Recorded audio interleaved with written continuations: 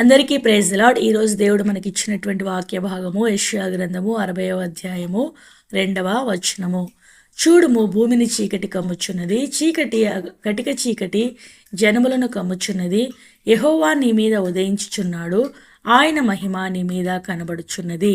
అయితే ఈ యొక్క 4 లైన్లలో మనకి ఇవ్వబడినటువంటి మాట 3వ లైను, యెహోవా నీ మీద ఉదయించుచున్నాడు. ఈ యొక్క మాట రెండవసారిగా ఈ సంవత్సరం మనకు ఇవ్వబడుతూ వచ్చిందనమాట. అంటే జనవరి 6వ తారీఖున కూడా మనకు ఇదే మాట మీద కొన్ని విషయాల్ని మనము చూస్తూ వచ్చాం. అయితే మరొకసారి కూడా దేవుడు మళ్ళీ ఈ మాటను మనల్ని జ్ఞాపకం చేస్తూ ఉన్నాడంటే, దేవుడు ఈ యొక్క మాటను ఎంతో మనల్ని గుర్తించుకోవాలని, మనం జ్ఞాపకం చేసుకోవాలని, మనము దీని ప్రకారం జీవించాలని దేవుడు కోరుతూ ఉన్నాడు కనుక మళ్ళీ మనకి ఈ యొక్క మాటను జ్ఞాపకం చేస్తూ ఉన్నాడు. ఉదాహరణకి మనం చూసినట్లయితే సూర్యుడు మన మీద ఉదయించినప్పుడు మనం ఎలా కనబడతామంటే అందరికీ కనబడేటువంటి వారంగా ఉంటాం. అదే చీకట్లో మనం ఉంటే, అంటే సూర్యుడు ఉదయించటం అంటే వెలుగును చూపిస్తుందనమాట. వెలుగు మన మీద పడటం అనేది చూపిస్తుందనమాట. అయితే రాత్రి అంటే చీకటిగా ఉంటుంది. ఆ చీకటిగా ఉన్నటువంటి ఆ సమయంలో మనం ఎవరికి కనపడం అనమాట. ఎందుకంటే వెలుగు అనేది మన మీద ఉండదు, మన మీద చీకటి ఉంటుంది కాబట్టి మనం ఎవరికి కనపడం. ఎప్పుడైతే సూర్యుని వెలుగు అనేది మన మీద పడుతుందో మనం అందరికీ బాగా కనపడతాం. దాన్నే పగలు అని కూడా మనము ఈ యొక్క మామూలు భాషలో చెప్పుకుంటూ ఉంటాం. అయితే ఎలాగైతే సూర్యుడు మన మీద ఉదయించినప్పుడు మన యొక్క వెలుగు అనేది ఇతరులకు కనబడుతుందో, మనము ఇతరులకు తేటగా కనబడతామో, యెహోవా అయినటువంటి వెలుగుగా ఉన్నటువంటి నీతి సూర్యుడైనటువంటి దేవుడు మన మీద ఉదయించినప్పుడు మనం కూడా ఎలా ఉంటామంటే ఉదయించే వారంగా ఉంటాం. అంటే మనలో ఉండేటువంటి నీతి సూర్యుడి యొక్క వెలుగు ఇతరులకు వెలిగిచ్చేదిగా ఉంటుందన్నమాట. మనం కూడా మనలో ఉండేటువంటి నీతి సూర్యుడిని ఇతరులందరూ తేటగా చూసేటువంటి విధానంలో మన యొక్క జీవితము ఉంటుంది అనేటువంటి విషయాన్ని మనము గుర్తుంచుకోవాలి. అయితే ఇక్కడ మనం చూసినట్లయితే దేవుడు మన మీద ఉదయించినప్పుడు మనలో చీకటి అనేది ఎంత మాత్రమును ఉండదు. అంటే మనలో చీకటి అనేది పాప సంబంధమైనటువంటి జీవితాన్ని చూపిస్తూ ఉన్నదనమాట. ఎప్పుడైతే యెహోవా దేవుడు మన మీద ఉదయిస్తాడో, దేవుని యొక్క వెలుగు నీతి సూర్యుడైనటువంటి ఆ యొక్క దేవుడు మనలో ఉదయించినప్పుడు, మన మీద ఉదయించినప్పుడు మన యొక్క వెలుగు, మనలో ఉండేటువంటి చీకటి అంతా కూడా మాయమైపోయేదిగా ఉంటుంది అనమాట. చీకటి అంతా వేరైపోయేదిగా ఉంటుంది. మనలో ఉండేటువంటి చీకటి బ్రతుకు, పాప బ్రతుకు, మనలో ఉండేటువంటి ప్రతి విధమైనటువంటి బలహీనత, శత్రువు మన మీదకి తీసుకుని వచ్చేటువంటి ఆ యొక్క శోధనలు, వీటన్నిటినీ మనం ఏం చేస్తామంటే తీసివేసుకునేటువంటి వారంగా ఉంటాం. ఎందుకంటే చీకటికి వెలుగుకు చాలా వ్యత్యాసం ఉంటుంది అనమాట. చీకటి ఉన్న చోట వెలుగు ఎంత మాత్రమునో నివసించటానికి అది ఇష్టపడదనమాట. అందుకనే ఎప్పుడైతే ఈ యొక్క సూర్యుడు, నీతి సూర్యుడు అయినటువంటి ఆ యొక్క యెహోవా దేవుడు మన మీద ఉదయించినప్పుడు మనలో ఉండేటువంటి చీకటి బ్రతుకుని ఏం చేస్తాడంటే చిన్నగా ఆ యొక్క చీకటిని ఆయన దేవుడు తీసేసేటువంటి వాడుగా ఉంటాడనమాట. ఒకవేళ మళ్ళీ చీకటి రావాలని ఇష్టపడుతూ ఉన్నా కూడా ఈ వెలుగు ఏం చేస్తుందంటే ఆ చీకటిని రానియకుండా ఆపివేస్తూ ఉంటుంది అనమాట. తర్వాత మనం చూసినట్లయితే ఇంకా చీకటి బ్రతుకంతటినీ దేవుడు తీసివేస్తూ ఉన్నాడు అనేటువంటి విషయాన్ని దేవుడు మనకి ఈ దినమున తెలియజేస్తూ ఉన్నాడు. అయితే దేవుడు కోరేది ఏంటంటే, నేను నీలో ఉదయిస్తూ ఉన్నాను, నేను నీ మీద ఉదయిస్తూ ఉన్నాను. అయితే నేను నీలో ఉదయిస్తూ ఉన్నట్లుగా ఇతరులు చూడగలుగుతూ ఉన్నారా? నీ యొక్క వెలుగు ఇతరులకు కనబడే విధంగా ఉండాలి అనేది దేవుని యొక్క ఉద్దేశం అనమాట. అయితే మనలో ఉండేటువంటి వెలుగు ఎప్పుడు బయలుపరచబడుతుంది? దేవుడు మన మీద ఉదయించాడు, అయితే మనము ఎప్పుడు ఉదయిస్తాము? ఎప్పుడు మనలో ఉండేటువంటి దేవుణ్ణి మనం చూయించగలుగుతాము అనేది మనము దేవుని వాక్యంలో చూసినట్లయితే యెషయా గ్రంథము 58వ అధ్యాయంలో మనం ఒక మాటను చూస్తాము. 8వ వచనం మనం చూసినట్లయితే యెషయా గ్రంథము 58వ అధ్యాయము 8వ వచనంలో మనం చూస్తే, అలాగున నీవు చేసిన ఎడల నీ వెలుగు వేకువ చుక్క వలె ఉదయించును. అంటే మనలో ఉండేటువంటి వెలుగు కూడా ఉదయిస్తుందంట. ఎలా ఉదయిస్తుంది? వేకువ చుక్క వలె ఉదయిస్తుంది. ఈ వేకువ చుక్క అంటే ఎవరు అనేది కూడా మనం తర్వాత వచ్చి దేవుని వాక్యం నుండే చూస్తాము. ఇక్కడ మనం చూసినట్లయితే అలాగున నీవు చేసిన ఎడల అనేటువంటి మాటను మనము చూస్తూ ఉన్నాం. అంటే మన పైన దేవుడు ఉదయించాడు గనక మన జీవితం వెలుగుగా చేయబడుతూ వచ్చింది. మన యొక్క చీకటి బ్రతుకంతా కూడా వెలుగుమయం అయిపోతూ వచ్చిందనమాట. అయితే మనలో ఉండేటువంటి వెలుగు ఉదయించాలంటే మనము కూడా వేకువ చుక్క వలె ఉదయించాలి అంటే మనము ఎలాగూ చేయాలి అనేది కూడా ఇక్కడ దేవుని వాక్యంలో దేవుడు తెలియజేస్తూ ఉన్నాడు. అలాగున నీవు చేసిన ఎడల ఎలాగూ చేయాలి? పైన మనం చూసినట్లయితే ఇదే కదా నాకు ఇష్టమైన ఉపవాసము. అంటే దేవునికి ఒక ఇష్టమైనటువంటి ఉపవాసం ఉంది. అంటే దేవుడు ఉపవాసం చేయాలని కోరుతూ ఉన్నాడు.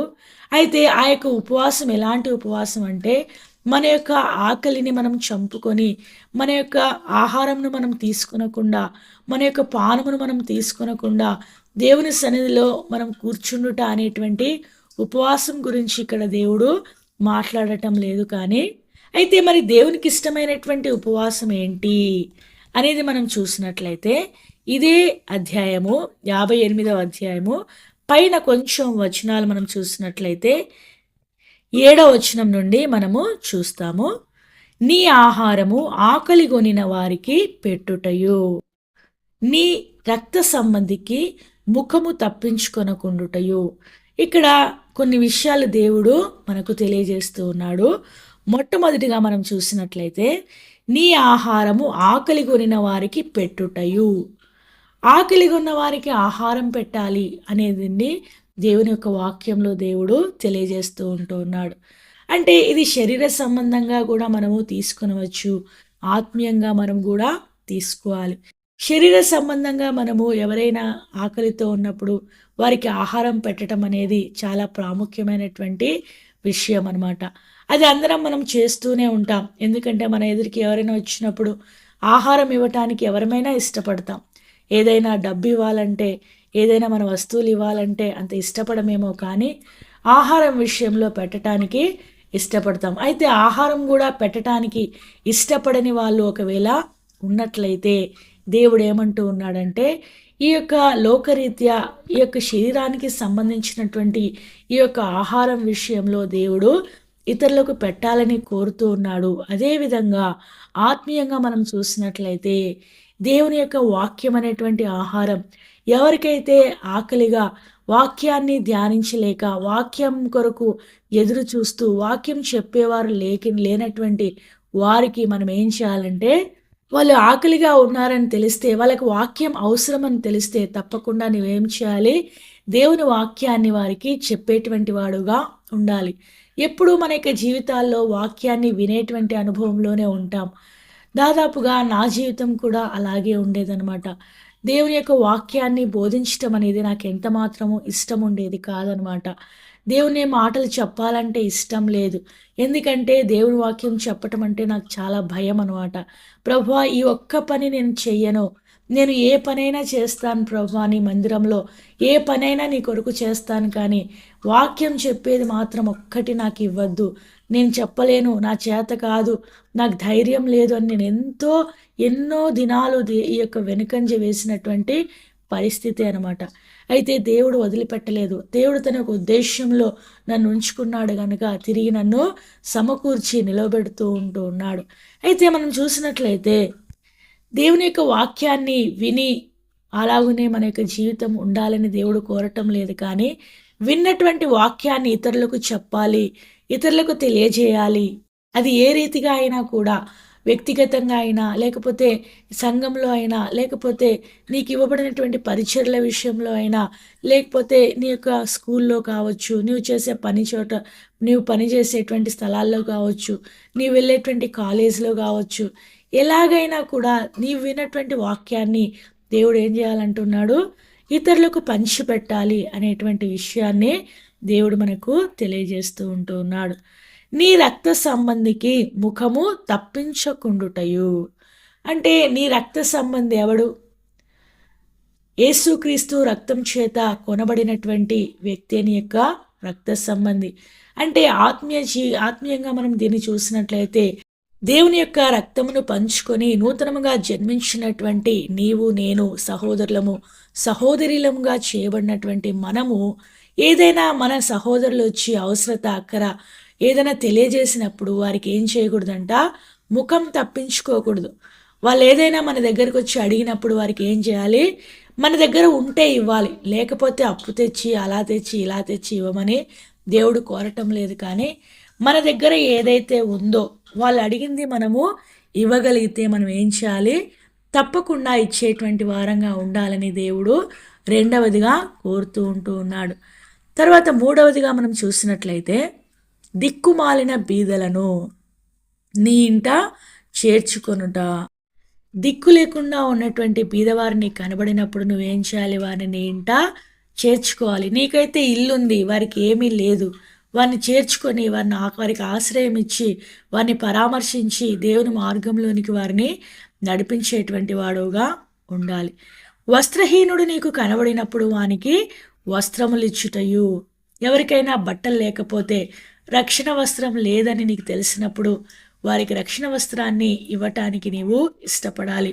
కేవలం నేను రక్షణ పొందితే చాలే, రక్షణ నాకు దొరికింది కదా, నేను యేసు ప్రభువుని నమ్ముకున్నాను కదా, ఇంకా నాకేం పని ఉంది అనేది కాదు. కానీ ఇక్కడ సువార్త గురించి దేవుడి యొక్క మాటలో మాట్లాడుతూ ఉన్నాడు. నీవు రక్షణ పొందావు, ఇతరులకు రక్షణ సువార్తని చెప్తూ ఉన్నావా?